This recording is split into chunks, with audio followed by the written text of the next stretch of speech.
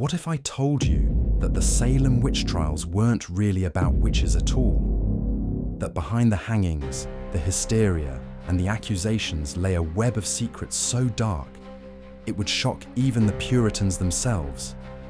This is the story they don't teach in school.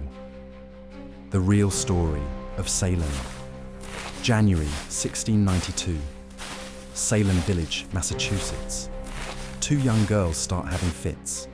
9-year-old Betty Paris and 11-year-old Abigail Williams writhe on the floor, screaming about invisible forces. But here's what history books won't tell you. These weren't random children. Betty was the minister's daughter. Abigail was his niece. And they had been experimenting with something forbidden. Fortune-telling with their Caribbean slave, Tituba. They had been trying to see their future husbands using an egg white in a glass. In Puritan society, this was tantamount to witchcraft. When they were caught, panic set in. But instead of confessing to their forbidden game, they chose a different path, one that would cost 20 people their lives. Dr. William Griggs examined the girls and declared, "The evil hand is upon them." In 1692, Salem, when medicine failed, there was only one explanation: witchcraft. Under pressure, the girls named their first victims. Tituba, the obvious choice, a foreign slave.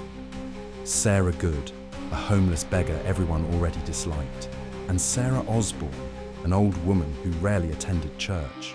But here's where it gets interesting. When Tituba was interrogated, she didn't deny the charges. Instead, she confessed and pointed fingers at others. She spoke of a devil who appeared to her, flying through the air, of a conspiracy of witches. Her vivid confessions turned a local incident into mass hysteria. But the real story of Salem isn't about supernatural forces. It's about money, land, and power. Salem Village was torn apart by bitter disputes over property lines, church leadership, and social status. Look at the pattern of accusations. The accusers were mostly from the western, farming part. The accused, predominantly from the eastern, more prosperous merchant area. Take Rebecca Nurse, a 71-year-old grandmother, a respected church member. What was her real crime? Her family owned prime land that others coveted. Or consider Bridget Bishop, the first to hang. Yes, she was eccentric, wore colourful clothes, but she also owned valuable property in Salem town. After her death, that property could be claimed by others. The pattern was clear: accuse the wealthy, seize their assets. Salem reveals the terrifying psychology of mass hysteria. Once the accusation started, anyone could be next. Neighbours turned on neighbours. Children accused parents. The afflicted girls discovered they had unprecedented power. In a society where women and children had no voice, suddenly they could destroy anyone. Even ministers weren't safe. George Burroughs, a former Salem Village pastor, was accused of being the ringleader of all witches. His crime: political disagreements and unpaid debts. At his execution, he recited the Lord's Prayer perfectly, something witches supposedly couldn't do. The crowd began to doubt, but it was too late. The machine of accusation had become unstoppable. By October 1692, the accusations had spiraled out of control. Over 200 people were accused. But then, the accusers made a fatal mistake. They accused the governor's wife, Lady Mary Phipps.